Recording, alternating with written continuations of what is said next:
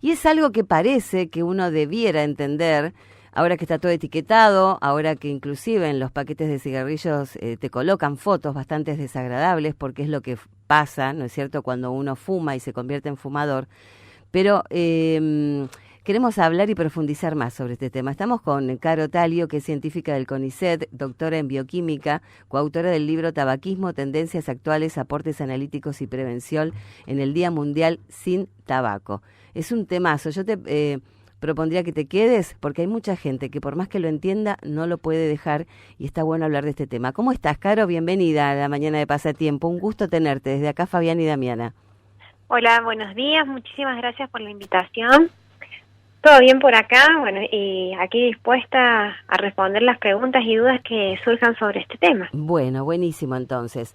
Yo sé que de un tiempo a esta parte cambiaron las costumbres y más allá de que los paquetes de cigarrillos ya tienen la advertencia de que fumar es perjudicial para la salud, con fotos y demás, la gente igual lo sigue usando, los que son fumadores, ¿no es cierto? Pero yo veo que hay gente muy joven que es adicta al tabaco.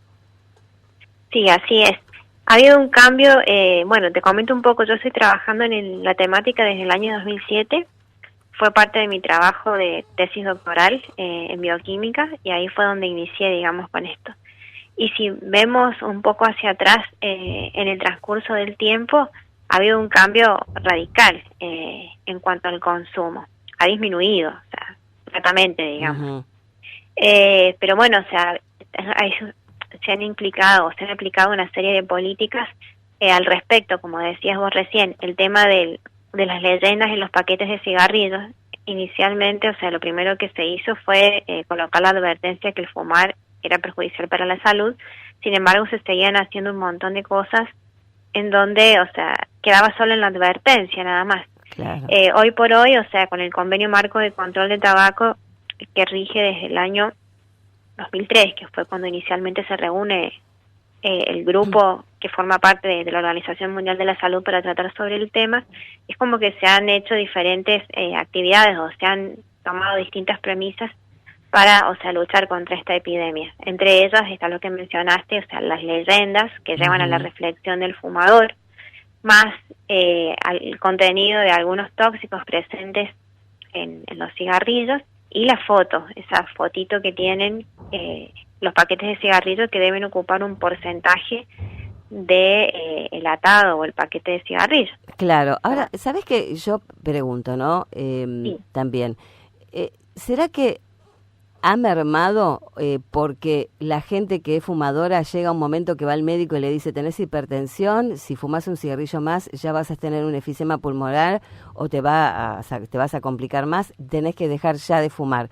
O sea, cuando ya se llega a un momento de ser a lo mejor 20 años fumador y vas al médico y te dicen, no podés tener un cigarrillo más en la boca, ¿o es porque realmente la gente elige no fumar porque ve estos carteles? Porque yo veo que a veces las etiquetas, aunque sean realmente terribles, la gente compra el paquete y sigue fumando. O sea, la mente del fumador es terrible, ¿no? Es terrible. Bueno, o sea, tenemos que partir desde el concepto de que es una adicción, ¿no es cierto? O sea, la nicotina genera adicción y, o sea, como toda adicción es difícil de tratar y el hábito es difícil de dejar. O sea, he conocido personas que solo con la voluntad lo han logrado, y hay otros que no, que requieren de un tratamiento farmacológico, de asistir a grupos y demás, y sin embargo exitosamente lo logran. Y otros, como decís vos, o sea, es el ultimátum que te da el médico, o sea, tenés tal patología y tenés que dejarlo, o sea, no tenés opciones, digamos. Pero yo creo que estas leyendas, que estas fotos, o sea, es una visión muy personal, ¿no? Y hablando así con fumadores también, es como que sí, los lleva a la reflexión, pero yo no sé si realmente tiene el impacto que esperamos, ¿no es cierto?, que es que lo dejen.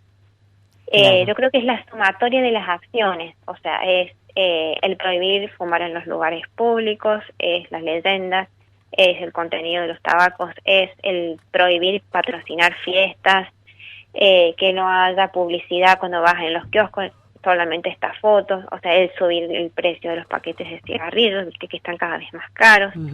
Yo creo que es una sumatoria de estas acciones que están comprendidas dentro del convenio marco que hacen que el fumador se replantee y que al menos disminuya, digamos, el Claro. consumo de tabaco.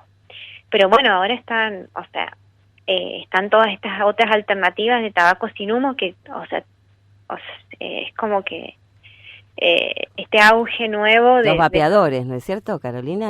Claro, tenés los ¿Pero vapeadores. son Bueno, buenos sí. o no? Y empezamos con el cigarrillo electrónico, Claro. que fue lo primero que ingresó al país en el año Ujú. 2011. Viste que ingresa como un producto, como si fuera un medicamento, digamos, para dejar de fumar, por ende es prohibido inmediatamente por el ANMAT. O sea, el ANMAT tiene injerencia en el tema, entonces se prohíbe la venta. Sin embargo, hemos visto, no sé cómo es en la ciudad de ustedes, pero acá en San Luis, o sea, hay distintos lugares donde vos los podés comprar. Además Venta libre, ¿no es cierto? venta libre, Sí, además sí, sí. de por O internet. por O sea, internet. si bien están prohibidos, se venden igual y vos ves que se consumen igual. Y bueno, ha ido aumentando, o sea, en el mercado tenés modelos diferentes y ahora tenés los vapeadores, estos nuevos, que son bastante caros, o sea, comparados con el cigarrillo electrónico en su momento, y tienen un público como muy selectivo. O sea, se ha visto, según las últimas encuestas, que los adolescentes empiezan a fumar con estas alternativas de vapeadores, cigarrillos electrónicos. Tiene un público, más bien te diría, adolescentes jóvenes, hasta los 20, 21 años, y después ya, o sea, una vez instaurado el hábito, o sea, continúa con el cigarrillo convencional, tradicional, o bien una mezcla de ambas cuestiones. ¿Por qué? Porque, o sea, la prohibición de fumar en los lugares públicos es para el cigarrillo convencional, no era para los vapeadores. Entonces se podían consumir en cualquier lugar, o sea, bajo la consigna de que son inocuos, y en realidad no lo son. Tienen una serie de compuestos tóxicos, ya se ha visto, se ha hecho investigación. Nosotros trabajamos con esencias de cigarrillos electrónicos desde el año, no quiero mentirte, creo que 2014 o 2015, que fue cuando empezamos a conseguirlos en el mercado.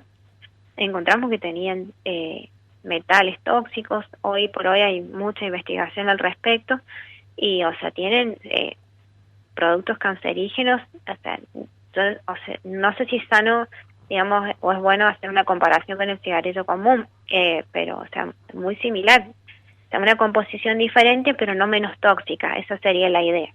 Claro. Bueno, qué complicado que es entonces cuando comienza la adicción, lo adictivo que es el cigarrillo. Te digo que, bueno, yo tuve a mi mamá y mi papá que han fallecido por esta causa, entonces sé lo que es convivir con un fumador y demás, y lo difícil que es, porque hay de antaño también parches, remedios, chicles, lo que quieras, Sí. pero digo, ¿qué se necesita realmente? ¿Cómo se le puede hablar? Porque yo creo que he intentado en su momento hablar de todas maneras, pero digo, el que fumador ya está instalado en la sociedad como tal y como él mismo se siente y se percibe, por más que le nieguen, la persona es como que siente rechazo hacia esos límites, ¿no? Y trata a todo el mundo con fastidio porque no lo dejan fumar. ¿Cómo no me van a dejar fumar? Sí, se enojan. O sea, a mí me ha pasado de ir a diferentes lugares y pedirle, por favor. Nosotros trabajamos, bueno, acá en la Universidad Nacional de San Luis y, o sea, desde el año 2010 tenemos una legislación local, digamos, en donde no se puede fumar en ningún ámbito de la universidad. Claro. Y las personas, o sea, los fumadores salen afuera del aula, en el hall, en el patio, y es en ningún ámbito. O sea, no te dicen que tiene que ser, digamos, en un ambiente cerrado. Entonces vos les decís algo y se reenojan. O sea, es muy difícil llegar.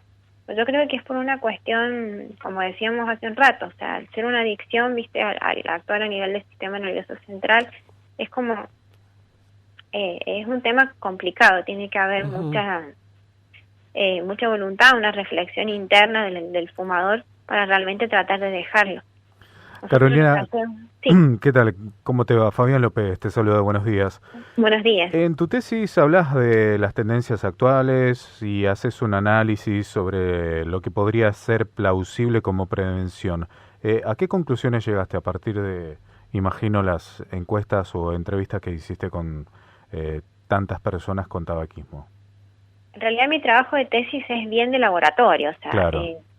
yo lo que nosotros hicimos fue desarrollar metodologías analíticas nuevas Sí. para determinar tóxicos ya sea en fluidos biológicos de fumadores, no fumadores, personas que masticaban tabaco, ¿Y en qué productos encontraron? del tabaco. Encontramos cadmio, níquel, plomo, antimonio, una serie de tóxicos presentes en todas las muestras. Después seguimos con el tema de los cigarrillos electrónicos, hemos hecho determinación en filtros solitos de cigarrillos y filtros fumados. ¿Y qué encontraron ahí? Ahí encontramos cadmio, tenía cadmio y níquel el filtro de cigarrillos. Mira. Carolina, Después, sí, perdóname, ¿no? Ahora puedo continuar desespera. diciendo, no, porque estoy sí, estoy desesperada porque quiero preguntarte antes que se vaya, porque es el momento donde te tengo que preguntar. Digo, estos mismos componentes, ¿existían hace, no sé, 30 años atrás, 40, 50 años atrás en el tabaco, en el cigarrillo que se compra, o ha variado con los años? Yo no sé tanto que estoy, hace 40 años que no estoy en No, el vos tema, sos muy joven, pero digo, sí se nota aparte, pero digo, por ahí hiciste una comparación con la misma, bueno, el Sí, mismo por ahí tenían datos datos, ¿no? Sí, certificados. mira, sí, hay investigaciones de alrededor del año 50, más o menos, un poco más, después de la Segunda Guerra Mundial, es cuando recién se empiezan a investigar, o sea, las enfermedades vinculadas al tabaquismo, que fue lo primero, digamos. Lo primero, dicen, no, los fumadores se enferman más que los no fumadores, eso fue lo que llamó la atención. Y, o sea, el cáncer del pulmón, fueron las dos cuestiones. Y después se empezó a buscar qué era lo que tenían. Y sí, con el transcurso de los años se han ido declarando. Sabemos que el tabaco tiene aproximadamente, cada vez aumenta más el número, 7.000 sustancias químicas, de las cuales más de 70 son cancerígenas. O sea, es un número que realmente es alarmante. Bueno, nosotros elegimos determinados tóxicos para buscar en mi tesis, es infinito, digamos, lo que podemos hacer. Pero sí se sabe, está declarado. La industria tabacalera tiene la obligación, o sea, hoy por hoy, de declarar al menos algunos de los tóxicos que tiene el tabaco. Sí, y hay desinversión al respecto. Una de las grandes empresas a nivel mundial, productoras de tabaco y whiskies también, productos derivados del alcohol, bueno, sí, están haciendo unas desinversiones fuertes y están invirtiendo en otras industrias, el caso de Altria, que es la más grande. Y bueno, en tu libro, Tabaquismos, Tendencias Actuales, Aportes Analíticos y Prevención, ¿sobre qué estuviste indagando? En el libro, en realidad, lo que fue, bueno, te cuento, a raíz de todos estos resultados que obtuvimos, es que decidimos iniciar con un proyecto de extensión. ¿Qué es la extensión? Son tareas de prevención. Lo que hacemos es, desde el año 2009, vamos a las escuelas y, bueno, les contamos a los chicos lo que encontramos. Miren, encontramos estos tóxicos, o sea, replantéense lo que hablábamos hace un rato al principio, o sea, yo creo que el punto está en no empezar, o sea, en no probar, o sea, en el decir no, en un principio. Entonces, en el año 2009 empezamos haciendo los colegios secundarios, y ahí vimos que había como una necesidad de bajar la edad, porque con las encuestas, como me preguntabas antes, vimos que cada vez empiezan a más temprana edad, a los 11, 10 años, los chicos ya han probado. Sí. Entonces extendimos los talleres y damos en primaria, quinto y sexto grado, y después ahí en esa encuesta nos dimos cuenta que necesitábamos bajarnos un poco más. Hemos dado en jardín, en el nivel inicial. Hay una preocupación muy grande por los niños pequeñitos, por sus papás. Hay muchos papás fumadores que ni siquiera salen afuera, digamos, a fumar. Claro, sí, en mi casa no voy a salir afuera. Estoy en mi casa, o sea, claro, no voy a salir a fumar. Sí. Y no les interesa, o sea, el hecho de que están los más pequeños expuestos. Así que bueno, o sea, se nos ha extendido el tema de los talleres a los 3 niveles educativos, hemos dado también, por supuesto, en la universidad.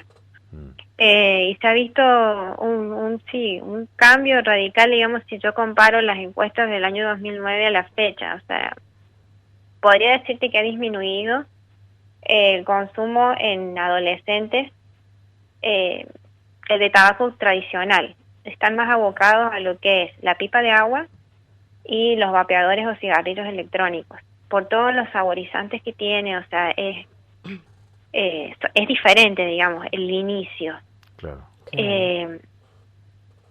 Pero si comparamos, o sea, si tomamos como un número global, digamos, y sumamos ambas cuestiones, o sea, sigue habiendo, el hábito está como muy instalado, en los jóvenes. Claro. Además, ellos no se consideran fumadores, o sea, muchos lo hacen, digamos, el fin de semana, entonces se consideran fumadores sociales. Claro. Y sin embargo, es claro, o sea, vos hablar con los chicos, ellos no consideran que toman, o la cantidad que toman, o sea, si lo hacen solamente viernes y sábado, por ejemplo. Claro. Sin embargo, eso, o sea, es acumulativo en el tiempo, o sea, sí, orgánicamente se acumula. El efecto está. Ahora, ahora estamos hablando de la prevención, que es lo principal para no tener el vicio, que después cuesta muchísimo dejarlo. Sí. Y más con todos estos componentes químicos que imagino que a propósito son más adictivos, porque creo que toda la industria quieren vender y justamente es esto. Porque por un lado te ponen el cartel, la foto, porque quieren crear conciencia, pero por otro lado te ponen cada vez más químicos que te generan más adicción, entonces cuesta más dejar. Sí, entonces es una paradoja. Ahora, las técnicas para dejar de fumar, porque muchos te dan muchísimas técnicas, ¿no? O tomar medicación, o abocarse, ¿no? A una caminata, ejercicio, meditar, respiración. ¿Cuál sería la técnica, no? Como para aquel que está escuchando ahora y dice, bueno, yo quiero empezar el lunes, mañana o ya mismo. Muchos dicen, no, me fumo el último y rompo el paquete y lo tiro. Otros dicen, no, lo voy dejando de a poco. ¿Cuál sería la técnica más efectiva? Ay, mira, yo no soy médico, no tengo esa formación. Te puedo dar consejos de mi mirada nada más. Sí, por supuesto.